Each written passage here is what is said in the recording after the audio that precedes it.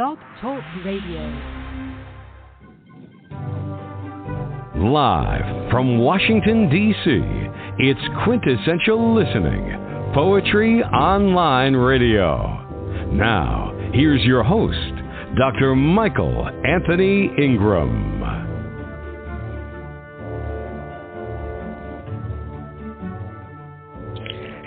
Good evening, everyone.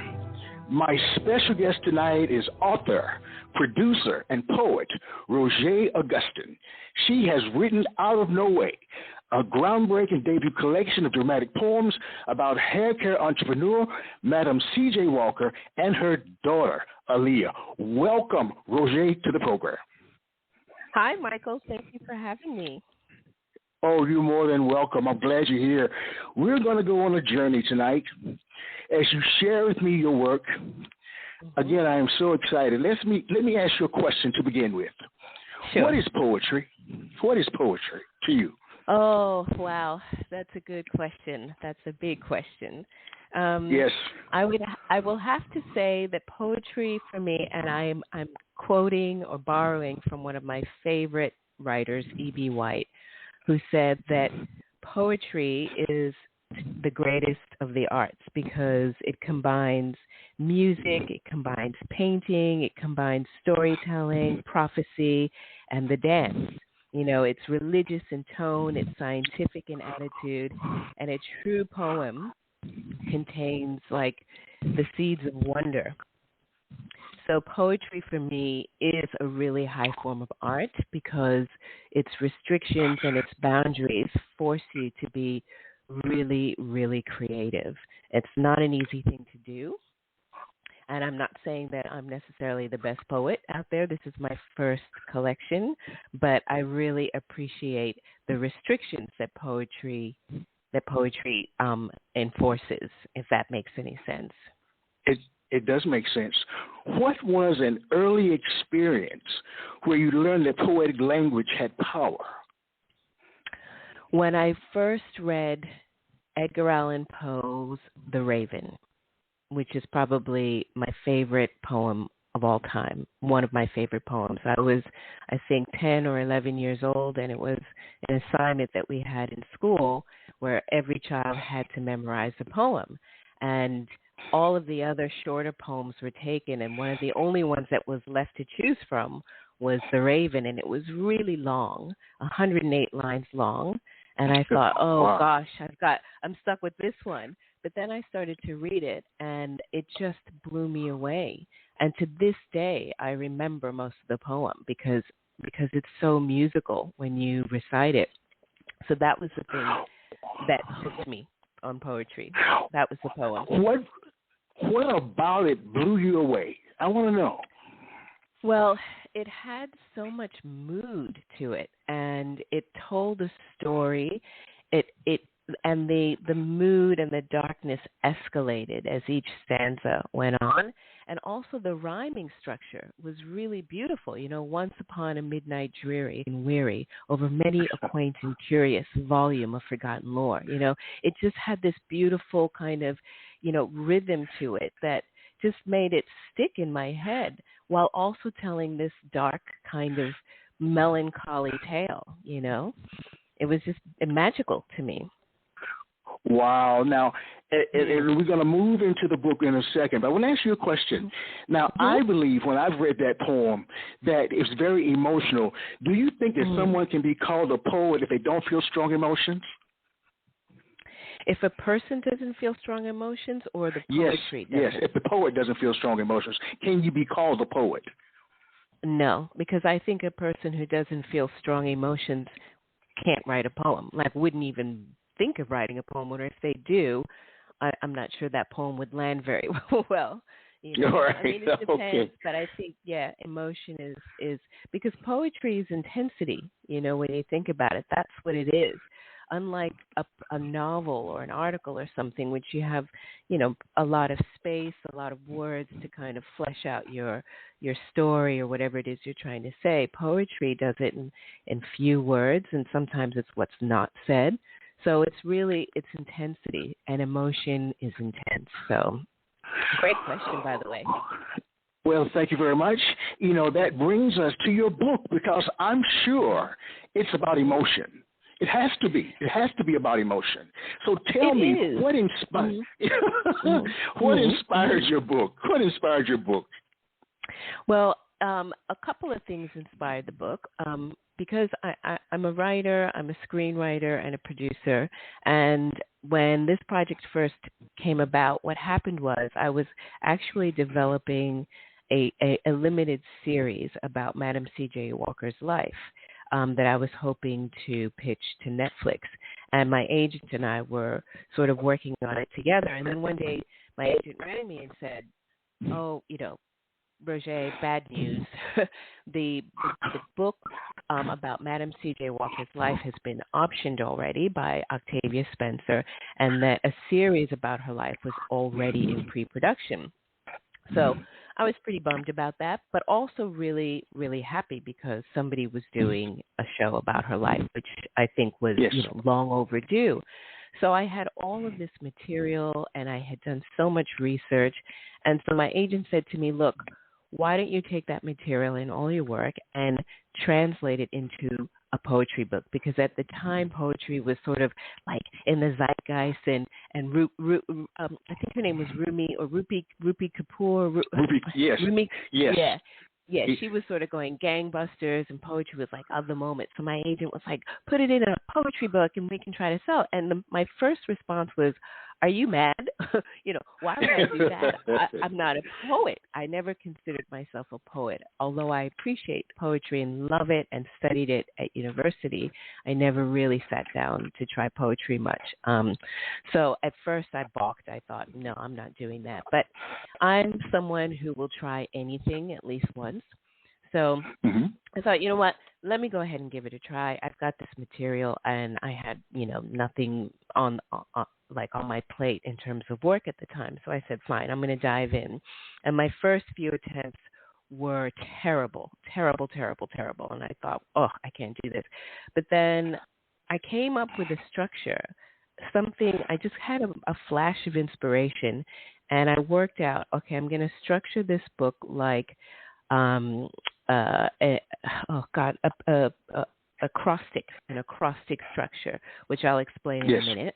And once I worked out that structure, then the whole thing just flowed. Like, it was just the greatest joy I had. When I don't know if you've ever heard when artists or creatives say they've reached a state of flow in their work.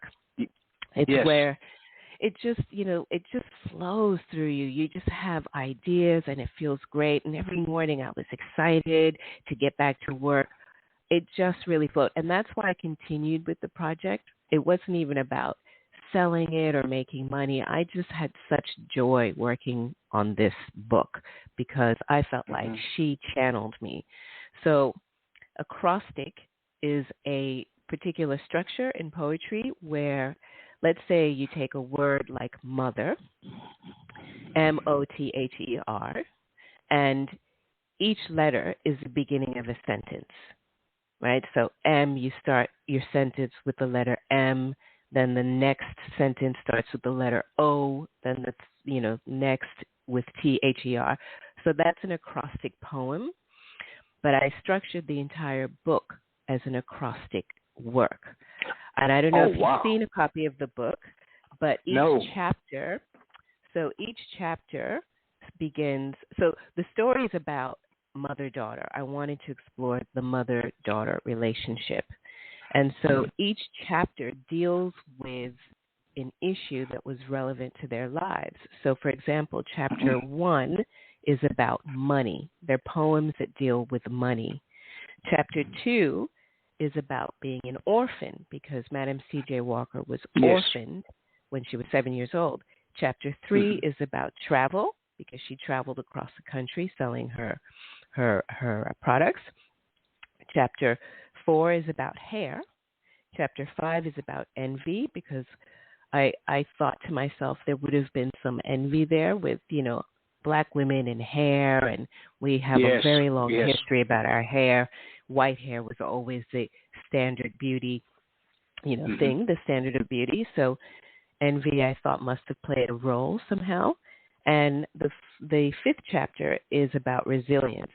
So now when you put that together, that spells mother, Mother. Money, orphan, travel, hair, envy, resilience. And then the second part of the book, and the second part of the book, you have daughter. So the first is that chapter is death, then about the arts. Then there's an experimental chapter which begins with you. Then the following chapter is about generations. So the generations, the Walker legacy. That following one is about hatred, then transcendence, then education, and then regrets.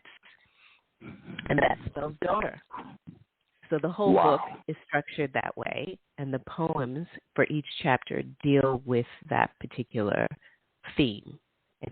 I hope that makes sense. I know it's a bit It made perfect sense. Thank you so much.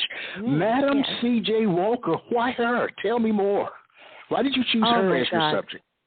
Because she is such an inspiration. I first discovered Madam C.J. Walker when I was in my mid-20s. And when I did, my jaw dropped because I thought, why were we never taught about her in school? Yes. It would have been enormously inspiring as a young black girl to learn there was a woman like Madam C.J. Walker in our history, But when I was growing up, everything was whitewashed. It was all white history. And anything you heard about black folks, black women, was about slavery and how poor and downtrodden and beaten we were. And of course, that's an important, very negative, And of course, that's an important part of our history. But there were people like Madam C.J. Walker working during Jim Crow America, making money, traveling the country. She was a powerful, powerful woman. And I was just blown away when I read about her. So she was the first historical figure that I came across that had such a positive story, such an inspirational story as a black woman in early 20th century America. That's why I chose her. Oh, it's beautiful. Well, audience, listeners, without further ado, Rojé, please say a poem. Okay, so I'm going to read what is the introduction of the book, but is also a poem, which explains the acrostic nature of the book. So this is how the book is introduced, by a poem. Money was no doubt a driving force for Madam C.J. Walker, the orphan child and first freeborn in her family. It gave her motivation to travel the country and sell her range of hair care products to black women who likely envied the attention and praise of long, straight hair. Her resilience made her rich beyond her dreams and able to help others. Her death left Alelia, a glamorous but tragic heiress who became a patron of the arts and a goddess of the Harlem Renaissance. If you want to know more about it, you should read her great-granddaughter's forthcoming book about her, The Second Generation of the Walker Legacy, a legacy that came about despite racial hatred. Madam C.J. Walker and Alelia Walker are a testament to the power of transcendence. Let their story serve as an education for us all, regardless of race or gender, so that there may be no regrets in our final days. And that's the end. Wow. So that's the introduction to the book. All right. Please share another. I'm engaged. Please share another. Okay. So the next one I will read is called Graves and Thrones. This poem is a bit longer, and this poem is inspired by The Raven because it is structured in the same meter as The Raven, which is a very specific structure, very highly structured. So each stanza has a certain number of syllables and a certain number of words must rhyme. So I structured this poem, Graves and Thrones, after The Raven, and it's about Madam C.J. Walker and Alelia Walker. I imagine them meeting while Madam C.J. Walker is sort of on her deathbed, right? So I always felt that Madam C.J. Walker and A'Lelia Walker, I know that they had sort of a strained relationship. Yes. Because she, Madam C.J. Walker, she had to travel the country for years, for several years, and she left her daughter behind a lot. And I was always intrigued by the impact that would have had on their relationship. So I wrote this poem as a call and response kind of thing. Graves and Thrones, Act 1. We are at Battle Creek Sanitarium, 27th of November, 1917, evening. The crackle and pop of a fire is heard. It is warm and imploring and telling of words like listen and care. The curtain rises. Before us is a suite that comprises a grave-like bed and a throne-like chair. Lelia, my precious child, I understand your thoughts run wild, but now that we are both reconciled, consult my tale to not bemoan. Finer in life you are, you see, unlike so many born unfree. Do not lament, could mother be is not known. Give thanks for what you are not, a motherless child without a home, nameless grave nor empty throne. When my parents died so vainly, there was forged a space so plainly of undying incompleteness for which my soul could scarcely atone. I was but 7 years old, remember, when faced with true terror at the sight of the grand view bearers, now orphaned and alone. Standing on that savage field, I now recall what it made known, scores of graves and ghostly thrones. Racked was I with grief and robbed, and mourning of the loss I sobbed, a long, brutal year's worth of tears, for both to rebound as flesh and bone. Rarely a moment came my way of love or warmth that urged me stay, despite my dreams of whiter days, family round hearth, these well known. Sealed was my fate to be a penniless waif without a home, born of graves and buried thrones. There I sank into a well so miserable, vulnerable, wholly unutterable, scraped and soiled like a neglected moonstone. Made to feel an unperson, and seeing that my lot did worsen, I found my heart had coarsened, my lucent girlhood notions thrown, by merciless night shadows delivering the serpent's own wicked grave and shameful throne. All that was left was to self-destruct and to reconstruct an unyielding self that was stronger, yet somber and rapidly grown. Uncertainty became my friend, and fear a devil to transcend, become someone, a godsend, whom no one ever dare disown, a lady, a madam, with all the treasures my dreams had shown, neither grave nor buried throne. For what is damnation but to seek from others validation? Inward was my diligence thrown, orphan to die and madam to hone. With hard work both day and night, I repaired my wounds and made things right. For us, I harnessed the sheer might of forebears whose wings had flown, and when I glimpsed within, a vision of gold that brightly shone, august grave and stately throne. Thus my path became one of resilience, fierce independence, born upon the blackened ashes of grief and loss and a strong backbone. I resolved to be a problem solver, for I had you, my daughter, a child to safeguard from squalor, polished to a rich moonstone, and for me, an orphan's deep ambition to build my own home, my own grave, and my own throne. If I am cold to self-protection, take this not as rejection. Take it all with much self-reflection and see me as your stepping stone. Left with a sister and 4 brothers, but how to be a mother? Forgive me this, my lips now utter. Mother remained unknown. For my travels on the road for which I left you much alone, dig that grave, bury that throne. Lelia, my only child, I understand your thoughts run wild. But now that we are both reconciled, consult my tale to not bemoan. Finer in life you are, you see, unlike so many born unfree. Do not lament, could mother be? Could mother be is not known. Remember who you are, a blessed child with glorious homes, honored graves, and noble thrones. And that's the end of her voice. So that poem was my imagined sort of dialogue between Alelia and her mother about the impact of her life, her ambition, and her, her business, her empire on the mother-daughter relationship. And I imagined that Alelia would have had some issues with,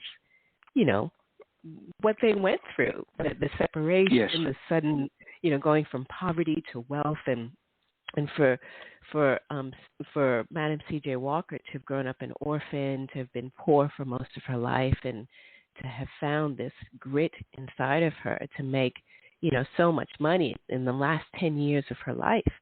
So that poem was an imagined kind of dialogue between the two of Madam C.J. Madam C.J. Walker telling her daughter, look, this is what I did for us. I know I was away a lot, and I know that you may have had issues with it, but, this is why I did it. When my parents died, I was orphaned, but at least you had me. I may have been away, sort of like that. Obviously, it's all imagined. It's all speculation because there's not much written about their relationship. So I sort of took creative license. So that was one half of it. And the other half is Alelia's voice. And if you want to hear that half, I'm happy to read that now as well. I'd love to. That first half was absolutely brilliant. I really enjoyed it. Let me ask you a question before we go into the second half, all right? Mm-hmm. Some poets claim that a poem is like a living creature. Once it's out there, there's not much you can do to correct or improve it, while others edit meticulously, not leaving much from the original draft form. What is your take on it? On whether or not that's the case? Yes. That's a great question. Did you do a lot of editing? Because that's a long piece. Did you do a lot of editing to that particular part? That's a great question. I actually didn't do as much editing as you would think. Certainly not as much as I did for some of the other ones. This was the first poem that it's when I came up with this idea, and I was so happy with it. Look, it's not for everyone. Yes. Some people will like it, some won't, and that's all right. But for me, I really loved it because it honored my favorite poem, which was The Raven, which made me fall in love with poetry in the first place. And because it's so specifically structured, finding the rhyme, you had to stick to your words, like you had to. It wasn't something that it wasn't a free-flowing poem, so it wasn't something that I could necessarily edit in the way you would think. So because it's so specific, like the first sentence has to have 16 syllables, and the 8th syllable has to rhyme with the 16th syllable. Do you see what I mean? So mother, yes, I do. other. So I had to sit down and just find all these words that I can't explain it, but it was quite a process, and it was the preparation that took the longest. But once I found the words, then the poem fell into place. So with this one, I edited a little bit, but otherwise the words were locked in place, Fantastic. Now, please share the second part. I'd love to hear it. Okay. So this is Act 2, coming from Alelia's perspective, and she's answering her mother. We are still at Battle Creek Sanitarium, 27th of November, 1917, evening. The maelstrom and rush of water is heard. It is cold and confronting and telling of words like temper and dread. The curtain rises. Before us is a suite that comprises a throne-like chair and a grave-like bed. Sarah, my earnest mother, who well provided like no other. For now that we are both reconciled, I heed your tale to not bemoan. Right you are that I not complain, nor point to you with any blame. Gratitude I give for the many gains your dreams have thus shown. But utter I must, could mother be? Mother went long unknown, distant grave and solemn throne. When my father died so suddenly, I was left so utterly terrified that I would, by the cruelties of life, be soon disowned. I was but a young girl, full of fright, when my young mind did ignite with such an innocent light that ours was now a fatherless home. And with you in grief, the attention I sought was little shown, father's grave and vacant throne. There followed many difficult years, many nights of secret tears, uprooting and moving so often, like leaves lost and blown. 'Tis true we did not quarrel much, 'twas often we would sit, not touch, as if there was no attachment as such, like a missed milestone, an important foundational seed, never properly sown, as clod to grave, gem to throne. My gravest was John Davis, from whom the Lord in time did save us.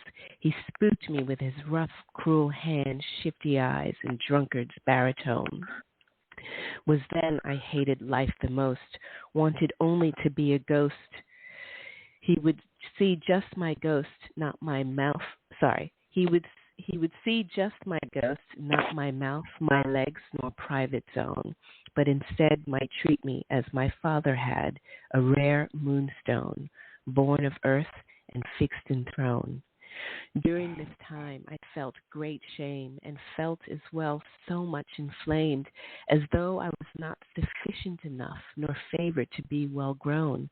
No place to rest my feelings, 'twas all consumed by your own healing, your song to be someone pealing, drowning out my undertone of pressures, perfections, and great expectations, all my own, shallow grave and shameful throne. Yet still I learned to overcome, as not to be a girl undone, to follow your ambitious road of darkly glittering precious stones. Yet one problem you could not foresee, thorns of guilt inside of me, from many recoiled who thought me spoiled, your rich moonstone. I was born and ensconced in a world between orphan and throne, mournful grave and stately home.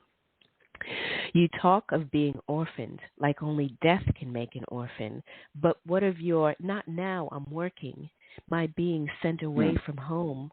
I understand more than you think, for from this well I also drink a bitter brew of hoodwink and living in motherless homes. You, who were hardly there even while you were, must now atone for jilted graves and vacant thrones. Orphaned mother, lonesome child, the reason for my thoughts so wild?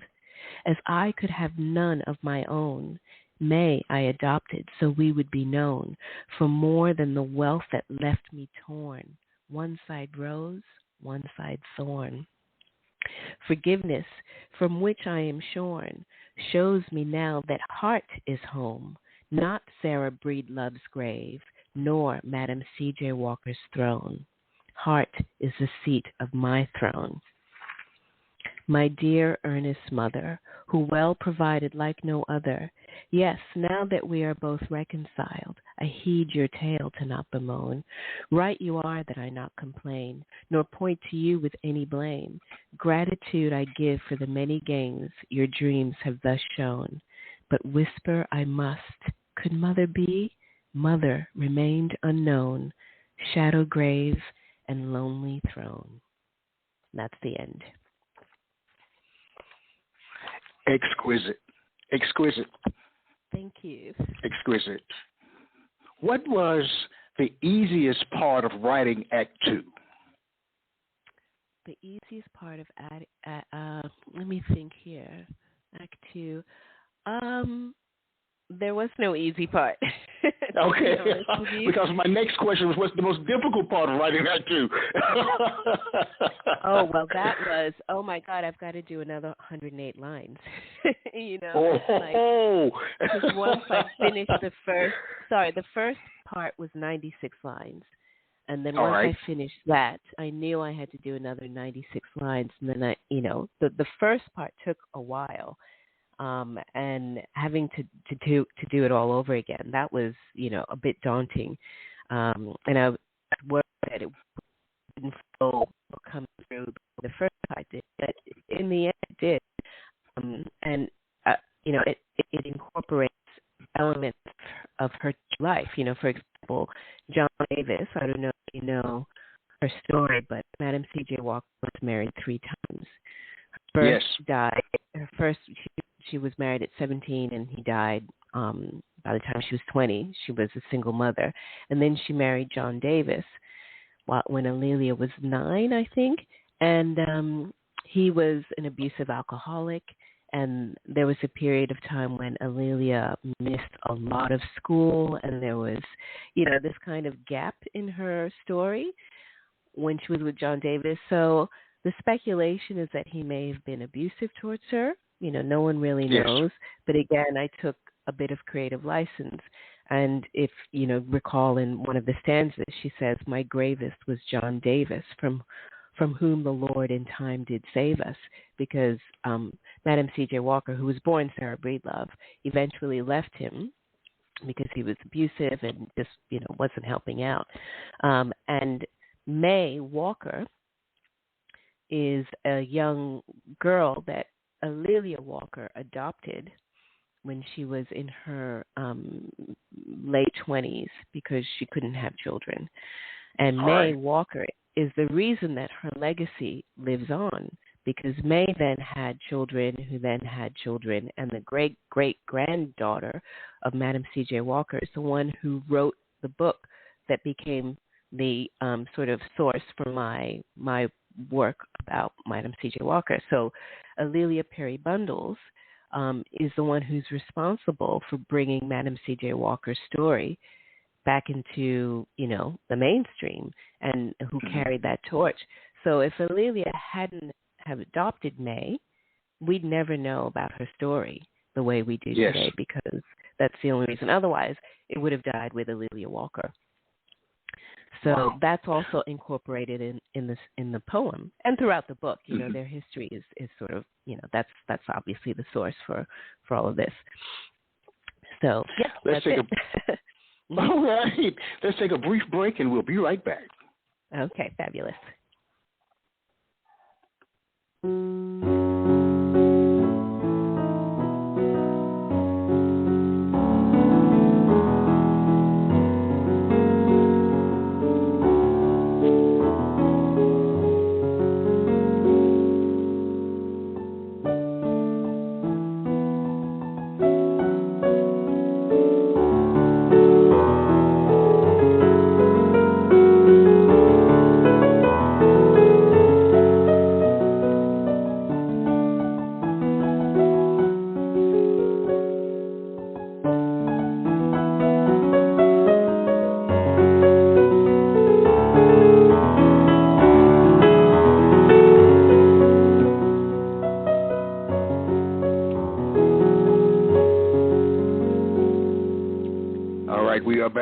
I am Michael Anthony Ingram.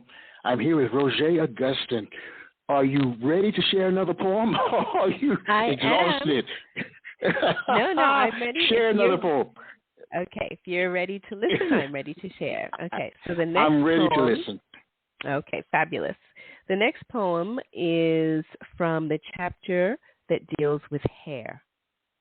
And this chapter was written as a series of haikus, which I call hairkus because they're all about hair. And they're strung together to make a full poem. So the first one is from Sarah's perspective, and Sarah, of course, is Madam C.J. Walker. And it's called Sarah's Hair. My hair was young and free. Mama's fingers danced through curls, tat braids with ribbons. Sunday she was gone. no longer here to plait hair by the morning light. Caught shadows of me, my hair is not unruly, just thinks for itself. Mister on his horse, head wraps dot like strange cotton in the August heat.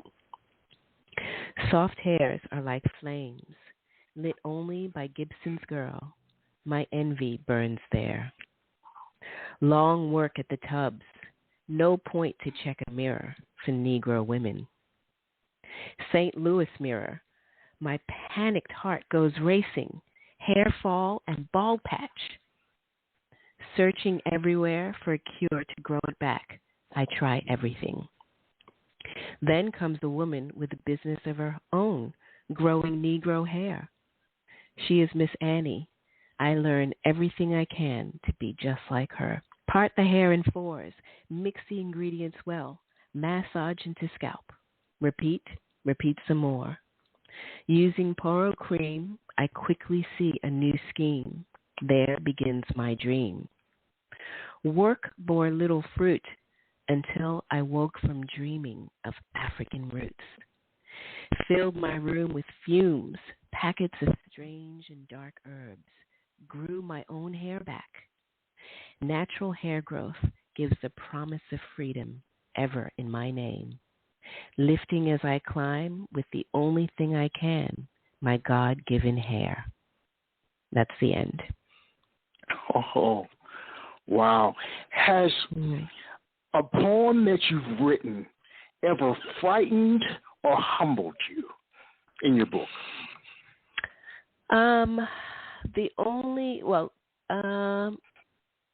Frightened me. The poem, you know what, that's a great question. If there is a poem that frightens me, if that's, possible, I think so. Yes. It would be a poem called Arithmetic, because that deals with the chapter on education and how education was a very big, an important factor in their lives. Madam C.J. Walker taught herself to read, and education was important for her daughter. She sent her away to school. So I have a chapter that focuses on education and the meaning it had in their lives. And so one of the poems is called Arithmetic, which is written like, I don't know if you remember in school when you had these arithmetic problems where it was something like, if so-and-so, had six apples and cut an apple in half. I hate those. Yeah, me too. I hate those. You're bringing a flashback that I don't like. PTSD. Right. So that's the one, because I was terrible at math. So one of the poems that I wrote, if I'll read one now to give you an example. It says, Minerva was Madam C.J. Walker's mother. That was her name. So this first one is, Minerva picked 6 acres of cotton in one day. At this rate, how long will it take her to pick 21 acres of cotton? And then I have the answers. Is it 3 days, 4 days, 3.5 days, or 4 3/4 days? Right? Second one is Owen, who was her father, Madam C.J. Walker's father. Owen, a Negro slave, who is 110 years, costs $360. As time goes on and Owen ages, his value depreciates by $45 per year. What is the value of Owen after 9 years? And then, you have your choices, $405, $45, minus $45, or $4.05. So that poem, if there's one that did frighten me, that would have been that series of poems would have been it. Yeah. Well, what is the answer to the question? Which one is it? $4.05. $4. Which one in terms of? That one. Is there an answer? Let me see. There is an answer. Here, let me find it. I think that answer is. Let's see here. Oh, now of course I've lost it. Here it is.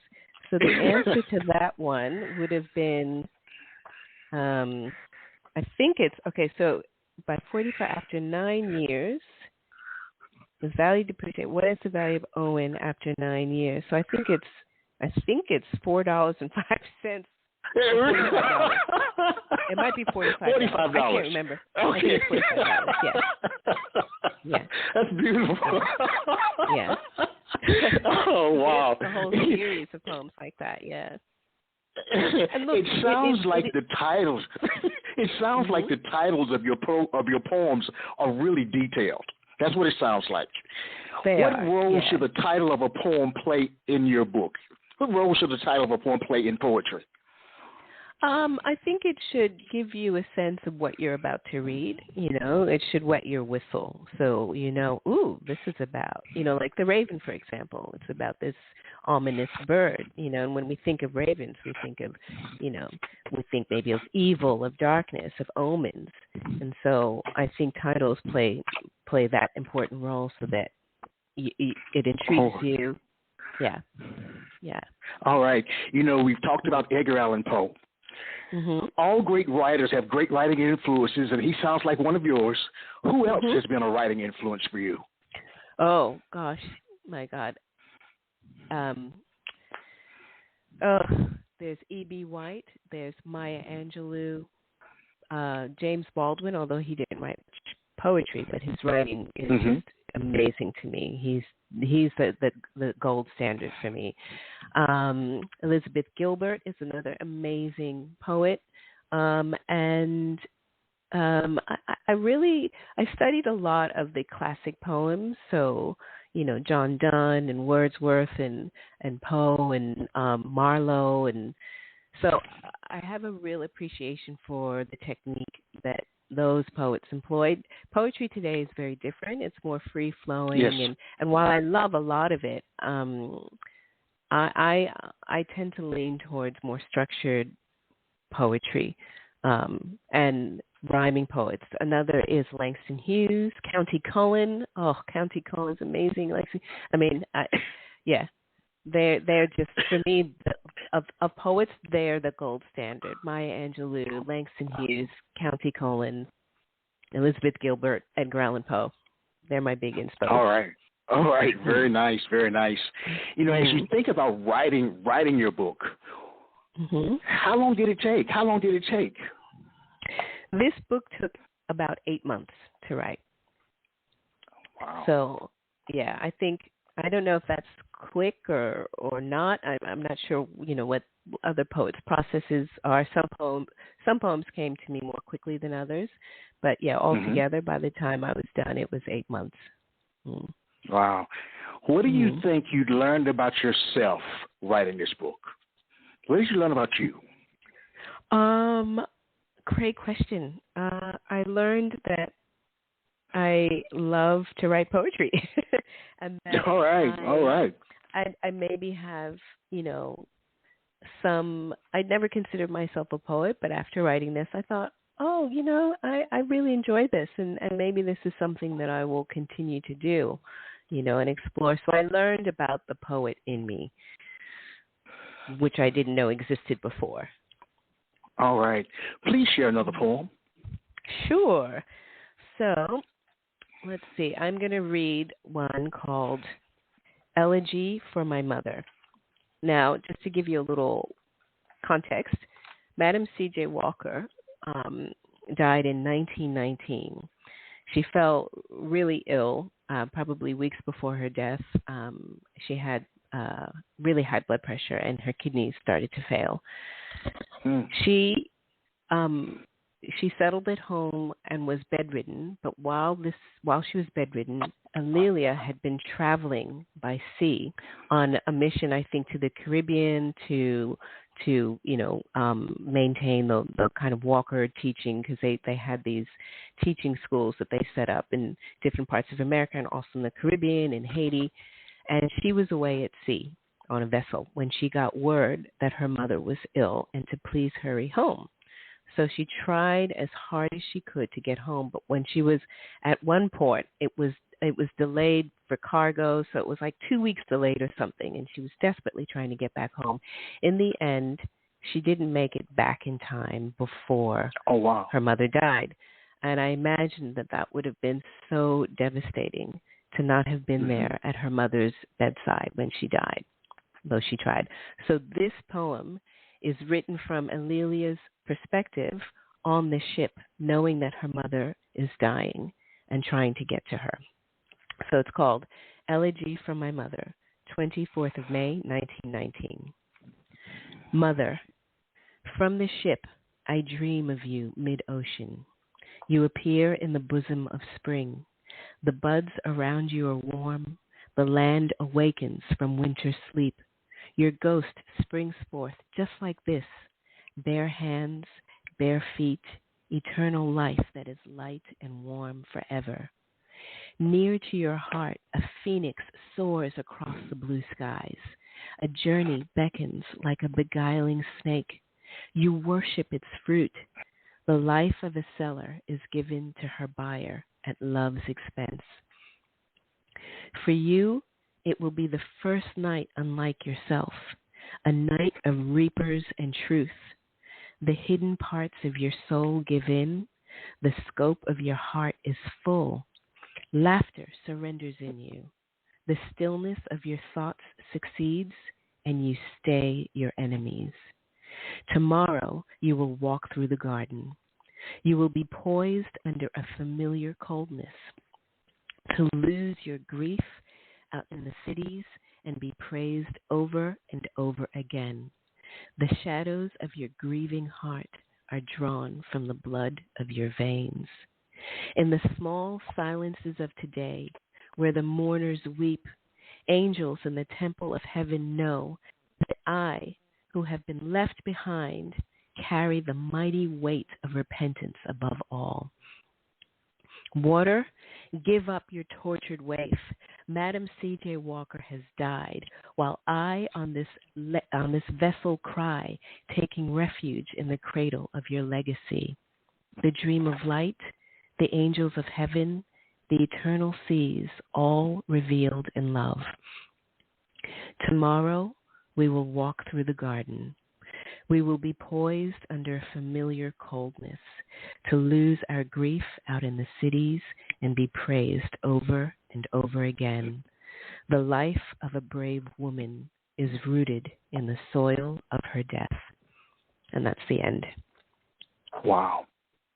You know, as you think about Madam C.J. Walker's life and Aaliyah's life, what surprised you most? Anything surprise you? About their life? Yes. What surprised me most is that Madam C.J. Walker was able to accomplish so much in a short period of time. So 10 years. She didn't start selling her products until she was in her late 30s. I think she was 37, 38. So she had all that time before of just earning $1.25 a day, you know, if that. That was the most that she earned. And the other thing that surprised me is that she was able to do all of this during one of the most tumultuous, racially divided periods in American history, because this was the age of Jim Crow. This was the age of lynchings, where people were lynched with, and black people were lynched, and no one was ever brought to justice for it. The government, the authorities did not care. And she traveled across the country with all these dangers, and she made it safely to and from wherever she was going, as far as we know, and built up a really successful business. And I was just, blown away by that. Anything with Aaliyah? Anything surprise you? Yes. The other thing that surprised me with Aaliyah is that she was very much in the shadow of her mother. And though she tried to join the business, and she did join the business and help her mother run some of their headquarters,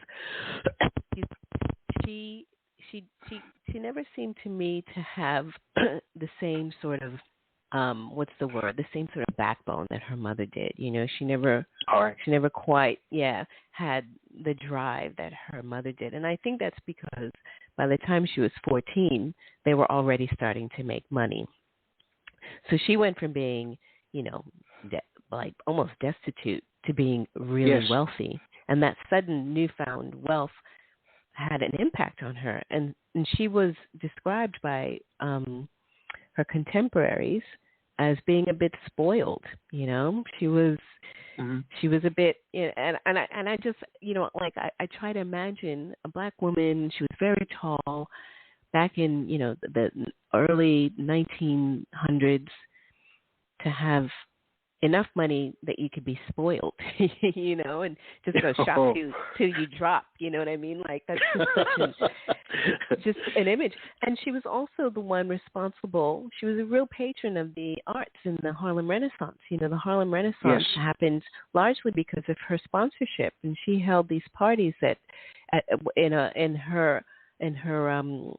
They bought this beautiful building on 125th Street or 135th Street in Harlem, and the bottom level was the hairdresser. She had this really beautifully done, very high-end, hair salon, and the upper floors were her residence. And the top floor, she called it the Dark Tower, and she held these salons, these parties, with all of the who's who artists of the day. So people like Langston Hughes and Countee Cullen and Zora Neale Hurston, they frequented her parties, and they gave poetry readings and played music, and she served food, and they were the parties to be at. And often, when you read about them, there'd be like, 100 people in this space. It was the talk of Harlem. She really was the goddess of Harlem. And so that was another thing that when I learned about it, I was really surprised because, like I said, Langston Hughes and Zora Neale Hurston and Countee Cullen, they were all her contemporaries, and they were all there. They all knew her. So that was a really big, piece of inspiration for me in terms of writing the poems and telling her story. We've almost reached the end of our journey together. Would you mind sharing one more piece before we go? Sure. I got a couple more questions, but just one more poem for us. Okay, this one will be a short one. It's called Why Our Hair Is Not Straight, and it's also I want to hear that one. Haikus. Okay. Yes. Okay, so Why Our Hair Is Not Straight. This is a series of haikus. Okay. Our hair is not straight because we are not straight. No, we curl with laughter. Our hair is not straight because we are not straight. No, we twist into song. Our hair is not straight because we are not straight. No, we bend in prayer. Our hair is not straight because we are not straight. No, we wave and frizz on. Our hair is not straight because we are not straight. No, we curve while dancing. Our hair is not straight because we are not straight. No, we swirl with high hopes. Our hair is not straight because we are not straight. No, we circle like crowns. Our hair is not straight because we are not straight. No, we braid and we cope. Our hair is not straight because we are not straight. No, ask God up above. She will tell you. Their hair is not straight because they are not straight. No, they coil in my love. And that's the end. Oh, I love it. I love it. Thank you. You've written a tremendous book. What piece of advice would you give to your readers? What piece of advice would you give to them as they go through your work, the poetic drama? What advice would you give them?